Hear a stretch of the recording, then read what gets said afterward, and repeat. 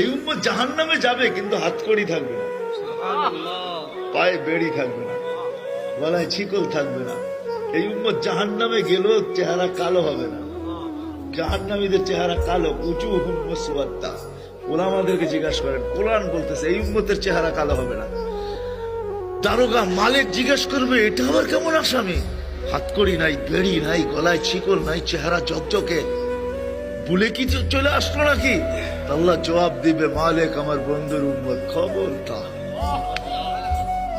জিজ্ঞেস করবে, হাতকড়ি নাই কেন আল্লাহ? তো বলছে, এই হাত জীবনে একবারও যদি উঁচুতে ব্যবহার হয়ে থাকে, এই হাতে হাতকড়ি লাগে না।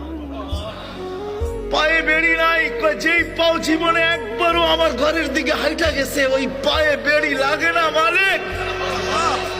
বলে, চেহারা কালো হয় না কেন? বলে, সেই কপাল একবার আমার কুদরতি পায়ে লাগছে, ওই চেহারা কোনোদিন কালো হয় না। ওই গলায় কোনোদিন বেড়ি লাগে না। 3 জায়গায় আগুন লাগাবে না, চেহারা, হাতে, পায়ে, বাকি শরীরে লাগায় দাও। মালিক আগুনকে বলবে, খুশি ধরো। আগুন আসবে ধাউ ধাউ করে ধরার জন্য। আল্লাহ আমাদেরকে কলেমা স্মরণ করায় দিবে, আমরা জোরে জোরে কলেমা পড়বো, আগুন বাইগা চলে যাবে। 1 বার 2 বার 3 বার। মালিক রাগ হয়ে আগুনের উপরে কোড়া চার্জ করবে, লাঠি চার্জ করবে। ধরিস না কেন? বারবার বলতেছি, ধরিস না কেন? আগুনের জবান খুলে যাবে, বলবে, লাইসালি সুলতান আলা মান ক্বালা লা ইলাহা ইল্লাল্লাহ মুহাম্মাদুর রাসূলুল্লাহ। এই কলেমা যে পড়ে তাকে ধরার ক্ষমতা আমার নাই, তুমি ধরো।